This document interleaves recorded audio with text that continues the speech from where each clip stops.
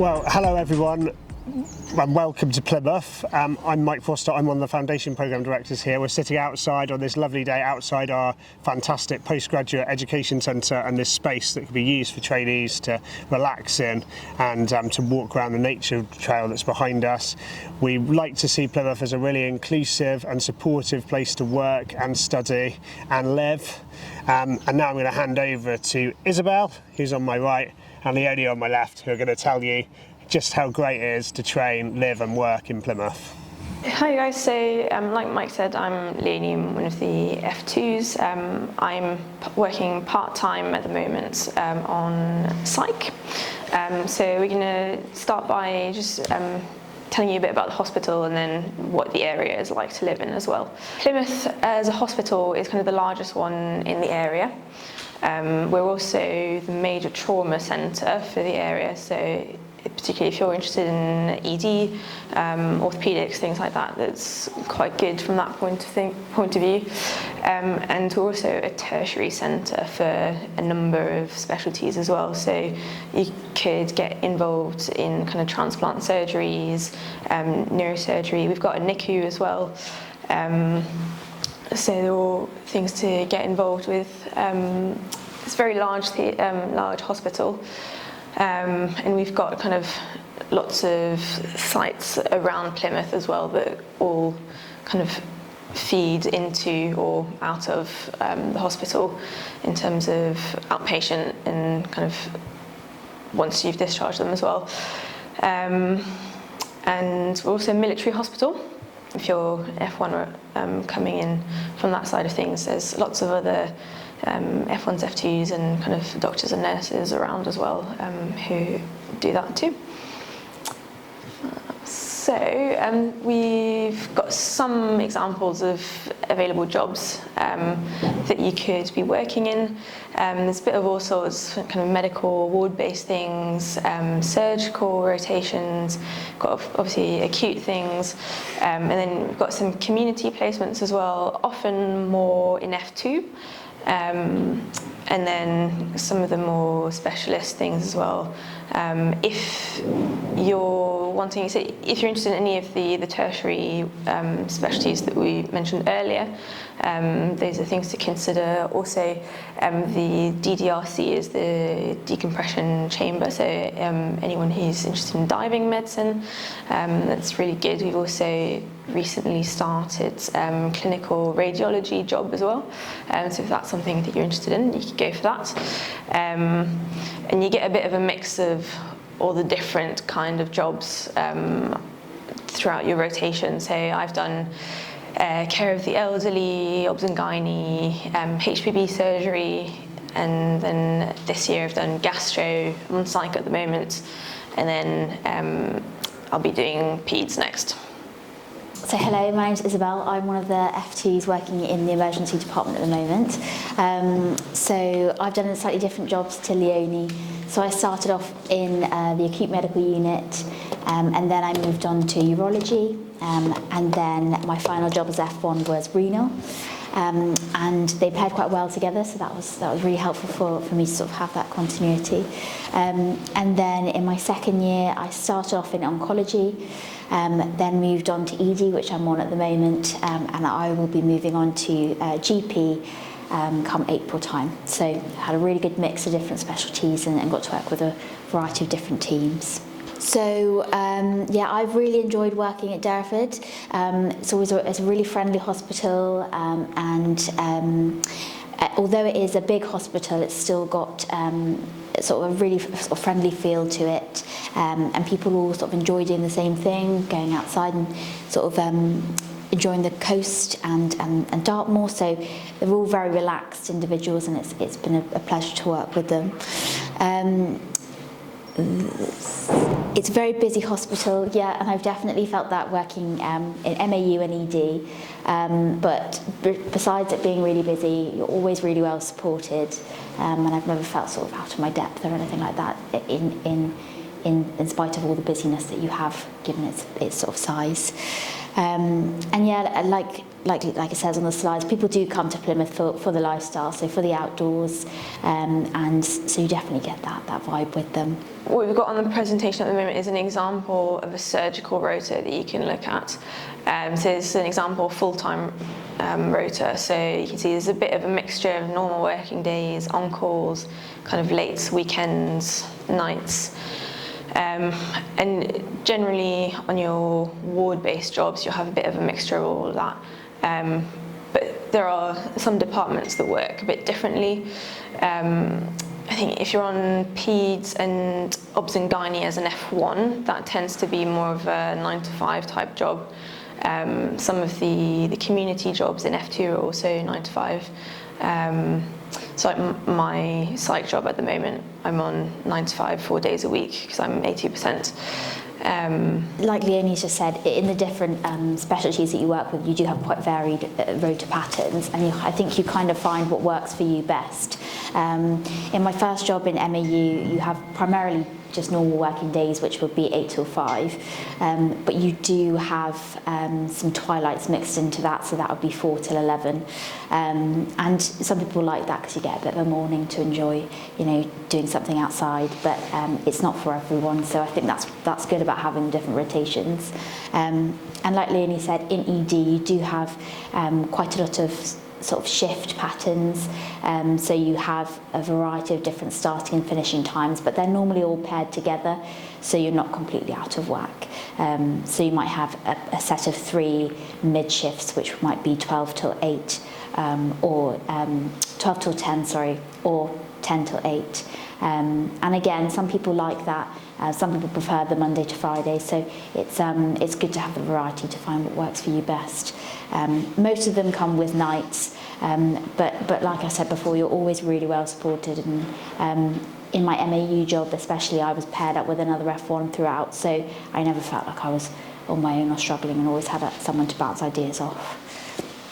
And accommodation in Plymouth, so I've actually lived on my own for the first time really when I started F1, F2, and both years I've lived in Mutley, and there's loads of options there, and it's very affordable. I've lived in 2 different areas in Mutley, and both of them I've really enjoyed. Leonie also lives in Mutley, and all of my friends primarily live in Mutley, so it's sort of in the centre of Plymouth, but it's sort of on the right side so that you can get to Derriford quite easily via the bus. Or if you drive, you can drive in quite easily. And it's got a high street as well, where there are spoons and whatnot, so if that's what you're into. So there's lots of sort of services there for you if you need it. But there's plenty of other places to live in Plymouth other than Mutley, of course. So Manormead, Peveril on the right side as well. And obviously you can live outside if you wanted to commute in from Dartmoor, and that gives you the sort of countryside feel as well. In terms of getting to work, obviously, because a lot of people, like Izzy was saying, live around Mutley area or kind of on the bus routes. So a lot of people do take the bus in. The buses run quite regularly, actually. There's quite a lot of them that come to the hospital, so you never wait very long for a bus. If you do want to drive, it can sometimes be a bit tricky to get parking on site. So if you need to have a chat with occupational health, and they can usually help you get a parking space on site. But there's a park and ride that's kind of 10 minutes walk away, where you can park for free and just walk in, which is really nice on a nice sunny day like today. So that's something that people usually do for driving. And then if you're keen to cycle, I cycle into work most days. The cycle lanes are actually pretty good.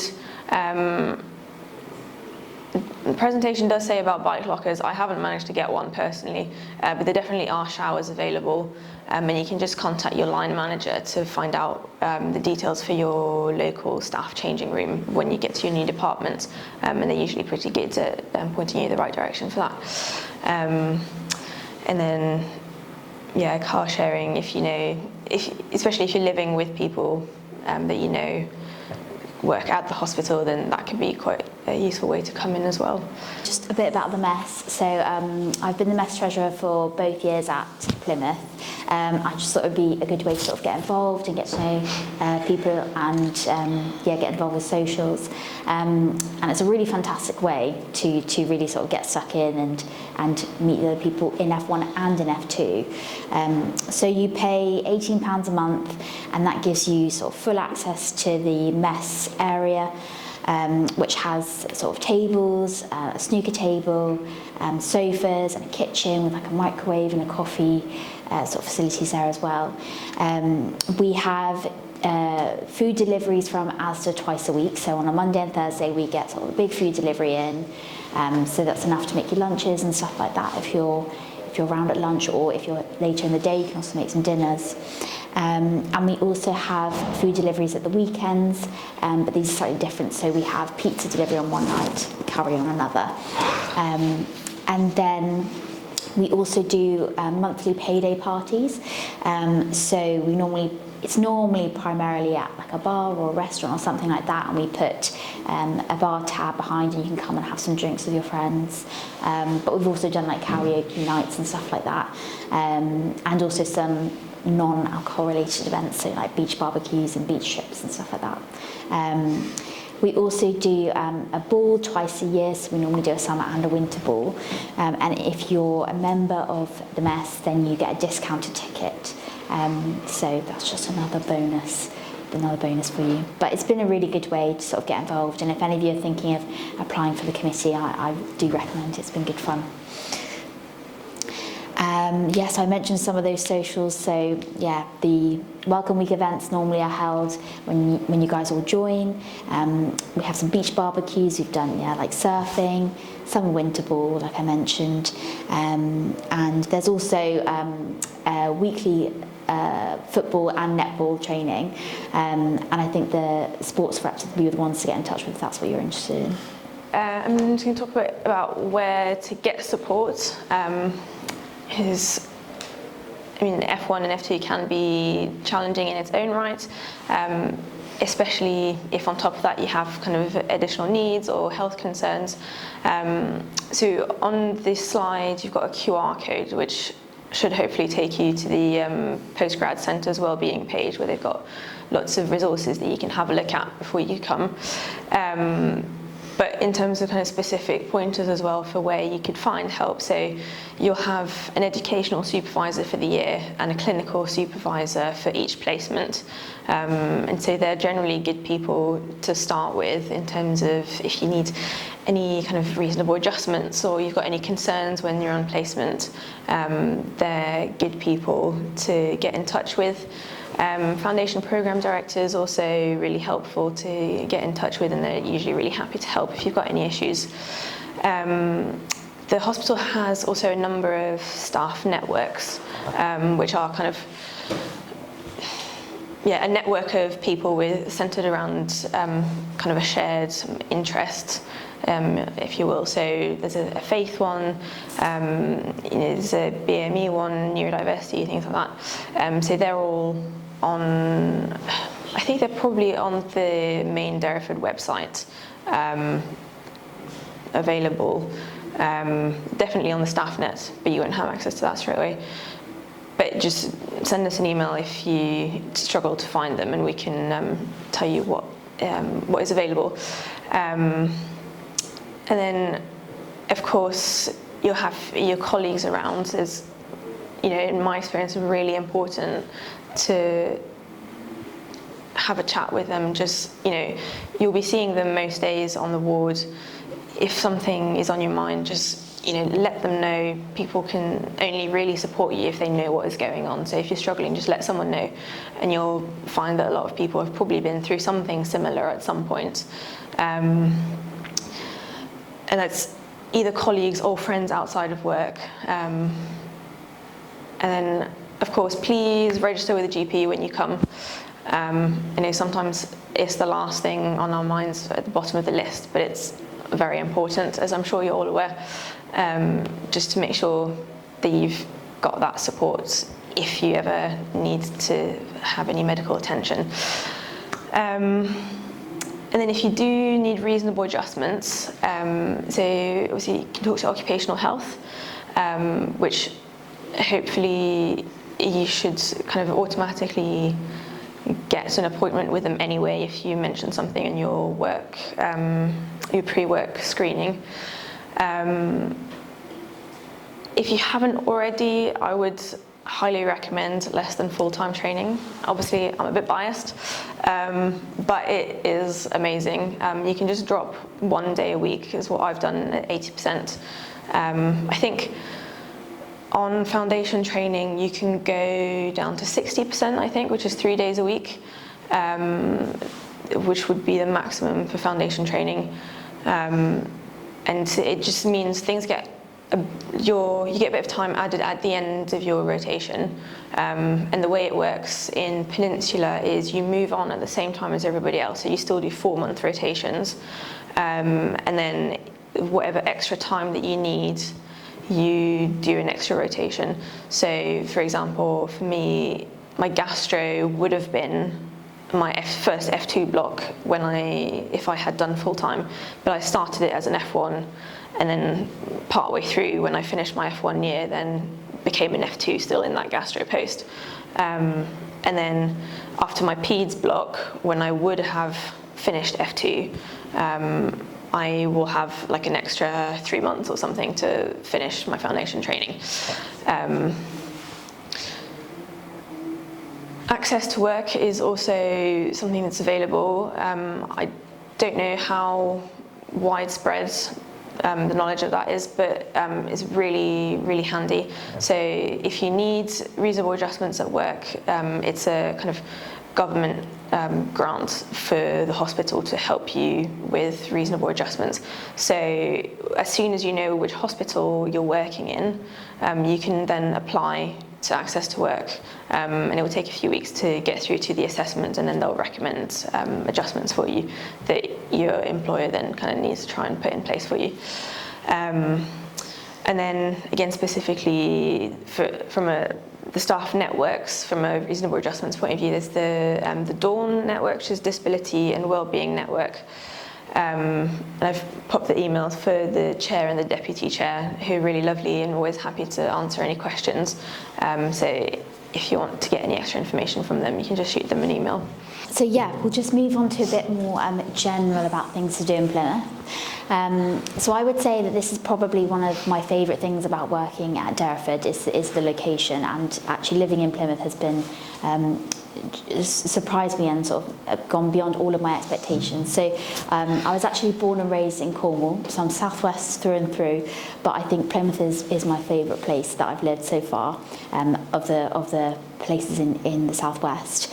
You've got sort of 20-minute walk from town, or from Mutley anyway, to the front, where you've got the Barbican, and there's loads of pretty sort of cafes and restaurants that you can hang out there, go for drinks with friends on the front, and I've definitely found that being so close to the sea has just been so valuable in my time off, when you don't have much time off from work, to be able to just nip to the sea and spend a bit of time, by the ocean. It's really been really good for sort of my overall well-being, I would say, over the past 2 years. And then on the other side of things, you've also got the moors. So you've got massive national park, Dartmoor obviously, where you can go running or you can go cycling if that's what you're into, just for walks. And there's a range of different sort of levels of this, so you can really get into it, or you can sort of go for leisurely walks, and where there's cafes and little towns where you can stop and have a rest. There's also the beaches as well. So you've got Whitsun Bay, which is, I think it's the closest beach, but loads of options for beaches as well, which is lovely if you want to go surfing and stuff like that. And Plym Bridge Woods as well. They do park runs there as well. So if you're into running, it's a really good way to sort of go there with your friends on the weekend. And there's one in Plymouth as well, if that's what you're into.